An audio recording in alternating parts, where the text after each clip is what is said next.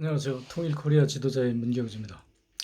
제가 무슨 권위 있는 역사학자도 아니고 일반 보통 시민인데요. 이런 문제에 대해서 관심을 갖다 보니까 덜어는 부대끼기도 하고 또 반론도 받고 그렇습니다. 그러나 일단 그 학자라고 하는 것은 뭐 인류 대학을 나와서 석박사 학위를 가졌거나 아니면 일반적인 자기 그 취미로 연구를 하거나 간에 그 학문을 추구하는 사람들의 그 하나의 지표는 진실을 밝히고자 하는 것이죠. 저도 저 나름대로의 진실을 밝히고자 하는 집념에서 우리나라 그 역사에 그 등장하는 그 영웅들이 과연 그 사람들은 어떻게 해서 영웅이 됐는지 하는 것을 저 나름대로 분석해 봤습니다.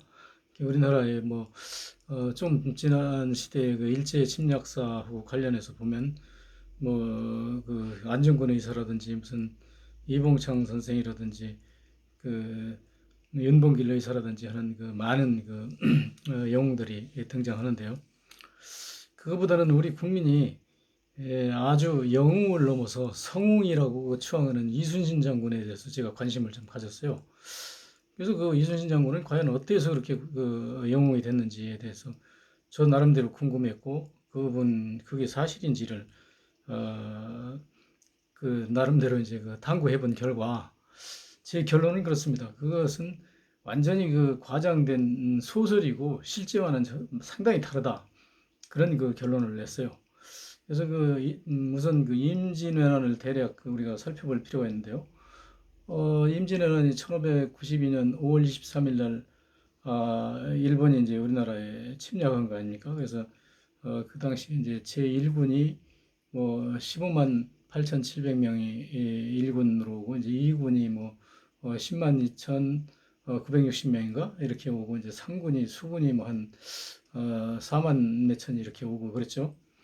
그런데 그 당시 우리가 방심하고 있기도 했을 뿐만 아니라 일본 군대를 막을 수가 없었어요. 그래서 그 조선이 뭐 나쁘고 뭐 안 나쁘고 뭐 그런 거 떠나서 우리 국민이 정말 깨이지 못했었죠. 왜 그러냐면 이 발전이라고 하는 것은 그 민주화가 되고 자유 경쟁을 통해서만 발전할 수 있는 건데 왕정제도는 사실은 뭐 공산주의나 같은 거잖아요. 거의 비슷한 거잖아요. 그래서 물론 이제 공산주의하고 이제 개념 자체는 엄격히 구분하면 틀리는데 거의 그 공산주의를 생각할 때 우리가 독재를 생각하지 않습니까? 그런 그 독재라고 하는 건 왕정제도의 확실한 독재죠. 그래서 그러다 보니까 우리가 이제 발전할 수 있는 기회를 잃어버리고 그래가지고 이제 동북아에서 중국을 사대하는 그런 맹언 정책을 쓰고 있다가 맹언 정책을 쓰고 있었다기보다는 이시 왕조의 한 가문을 위해서 전체 조선의 그때 한 뭐 1,000명, 1,500만 명 이 사람들이 그 완전히 굴종당하고 뭐 노예처럼 살았죠. 양반 소수의 양반들이 권력을 누렸지만 절대 다수의 상민들은 사실상 그 노예나 다름없는 그런 삶을 살았는데요. 하여튼 이런 과정에서 이제 임진왜란이 발발하는데 여기서 굉장한 그 난맥상이 나와요. 그래서 지금 제가 이제 우선 앞부분에서 이제 말씀드리고자 하는 것은 뭐냐면 임진왜란에서 이제 우리가 그 많은 이제 소설들을 막 써냈는데 그것을 읽는 분들이 아주 머리가 안 좋은 것 같아요. 내 생각엔 머리가 안 좋은지 아니면 머리가 좋은데도 불구하고 그렇게 그 왜곡된 역사관을 가지고 있는지 나 이게 참 답답하거든요. 이게 1592년 1592년 5월 23일 날 왜군이 이제 쳐들어와 가지고 곧이어서 이제 한양이 함락되고 임금이 이제 의주까지 피난 갔지 않습니까? 그래서 그 한반도가 완전히 쑥대밭이 됐는데 그때 이제 중국의 명나라 이제 이여송 장군인가요? 이 양반이 이제 군대를 지원해가지고 와서 다시 이제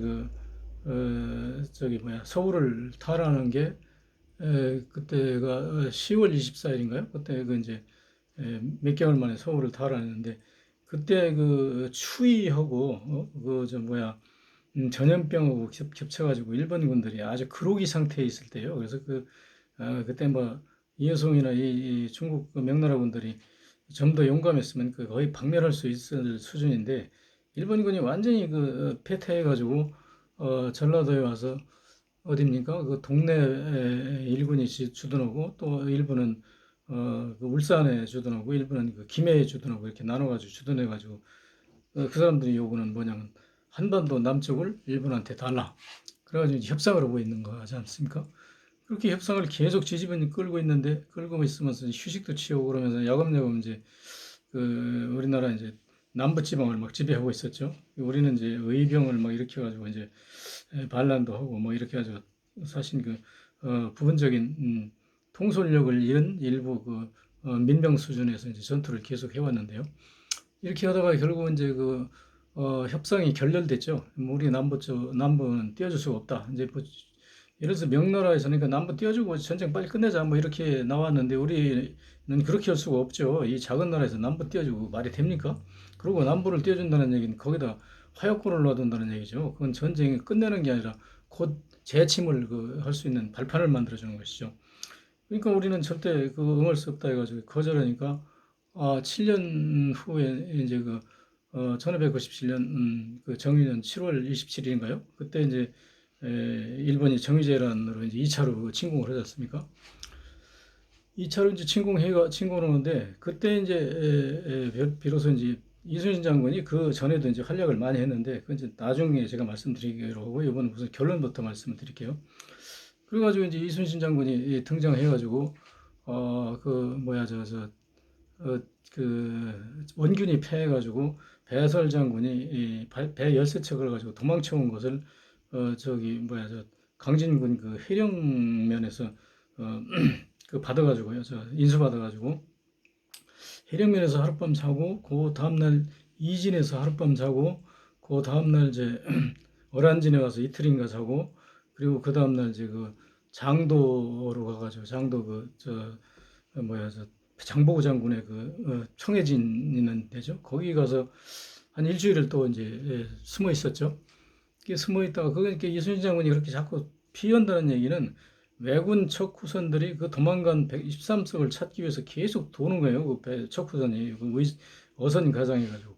그래서 그 척후선한테 이순신 장군 위치가 탄로났을 때 도망가는 거예요. 그래가지고 이제 장도에서 피해 있다가 장도도 이제 탄로나니까 어디로 가냐면 벽파진으로 갔거든요. 근데 이순신 장군은 왜 그렇게 도망다니냐면 그 양반은 용감하지 않아요. 그 전투를 할 때 어떻게 하냐면 숨어 있다가 결정적으로 올 때 기습해가지고 이기는 전투를 하는데 그것은 외적을 물리쳐서 이기는 전투를 하는 게 아니라 자기 그 일기 쓸 거리를 만드는 거예요. 자기가 해가지고 이렇게 해서 몇 명 때려부셨다 하는 그 이제 그거를 주로 이제 그 양반이 분석해 보면 이제 그런 거거든요. 근데 그게 이 넓은 바다에서 외적하고 싸우면요 굉장히 불리해요. 우리가 왜 불리하냐면 왜군들은 승선 인원이 40명밖에 안 되는 그 세브키네라는 배인데 그 아주 날렵해가지고 굉장히 빨라요. 근데 우리 그 이순신 장군이 운영하는 그 판옥선은 약 한 140, 50명을 실는 배인데 함포하고 뭐 관련해가지고 무지하게 그 큰 데다가 배가 이제 그 평저선이라고 가지고 밑바닥이 넓어요. 그래서 회전도 잘 안 되고 막 느려가지고 단적으로 얘기하면 일본군을 추적할 수도 없고 도망갈 수도 없어요. 그래서 어디다 몰아놓고 박치기하고 함포로 싸우는 데는 세계에서 우리가 뭐 거의 1등 갈 정도로 그렇게 위력을 가지고 있는데 이 속도에서 이제 외적을 못 따르는 거예요. 그러니까 우리가 반드시 배가 많을 때만 우리가 이기고 그 배 숫자가 적으면 일본한테 져요. 왜 주냐면 이놈들이 배를 몰고 막 다니다가 그 판옥선에 바짝 붙어버리면 박치기를 못하거든요. 함포도 못 쏘죠. 바로 자기 밑에도 어떻게 함포를 쏩니까? 그러니까 박치기를 하면 거기다 깔꾸리 던져서 타고 올라가지고 그 조총 쏘면서 칼로 휘두르면요. 우리나라 그 병졸들이 완전히 내 목 여기 있어 하고 내주는 꼴이에요. 그게 거의 이제 막 이쪽 저쪽 이렇게 올라오니까 꼼짝없이 당하거든요. 그러니까 이순신이 그거를 알기 때문에 넓은 바다에서는 절대 싸움을 안 하죠. 그런데 이제 벽파진에서 한 19일 동안 숨어서 잘 지내는데 벽파진에 그 가보면 나는 그 이순신 장군의 그 전적지를 다 답사한 사람이에요. 근데 벽파진에 가보면 그 앞에가 큰 섬이 있어가지고 거기다 배를 숨겨놓으면 어선들이 그 척후선들이 외선들이 와서 이렇게 지나가면 잘 몰라요. 그 섬 뒤에가 숨어 있으니까 이쪽까지 와보기 전에. 근데 결국은 이제 그게 1957년 저기 뭐야 7월 그 16일인가 15일 날 그 이제 탄원하죠. 이게 단원하니까 그동안에 이제 그 우리 이순신 장군 그 승선하는 그 수군들 중에는 어부 출신이 많아요. 그래서 그 어부들이 이제 물길에 대해서 잘 아는 분이 있거든요.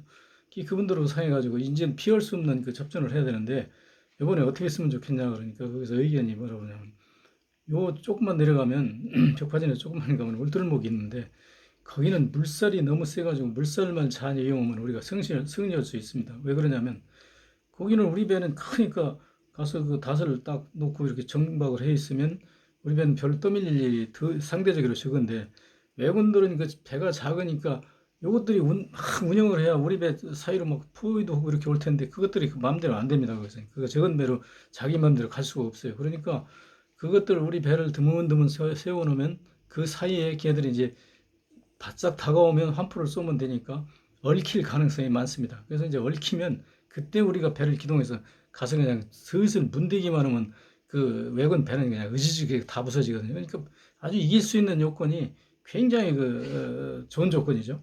그리 가자 그러니까 이순신이 오케이 해가지고 그리 이제 밤으로 갔단 말이에요. 밤에 그 우수영 가가지고 그 배가 이제 평소에 이순신 장군은 숨어 있다가 배들이 거기 바짝 오면 싹 나가서 환포를 쏘는 그런 전법인데 그건 배가 적으니까 숨어 있을 때도 없고 그 숨어 있다가 그 물살을 가르고 배가 그렇게 거기 접근하기도 쉽지 않고 그러니까 아예 전투 대형에다 놨다 구물치듯 쓱 배를 이렇게 드문드문 이렇게 세워놓고 닷을 내렸단 말이에요.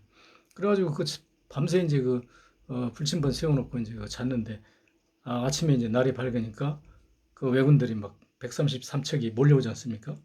몰려오니까 이제 이때다 싶어가지고 물때를 잘 맞춰서 이제 기다리고 있다가 물때가 가장 셀 때 이제 우리 배가 막 공격을 시작한 거죠. 그러니까 거기서 뭐 아주 신나게 때려 박았죠. 왜냐면 가서 이 외부들은 쥐들끼리 뭉쳐가지고 나가지도 못하는 가서 쓱쓱 문대기만 하면 다 종이장 부서지듯 하는 그런 상황이니까 아주 이순신도 신나게 했을 겁니다. 그러나 전쟁이라는 건 어떤 순간에 어떤 유탄이 나와서 나를 죽일지 모르기 때문에 죽을 걸 항상 각오해야 되죠. 그래서 이순신 장군이 평소에 얘기가 생구즉 사요, 사구즉 생이라고 그랬는데 삶을 구하려고 하면 죽고 생을 구하려고 하면 죽고 참 죽음을 무릅쓰고 싸우면 이긴다는 거 아닙니까?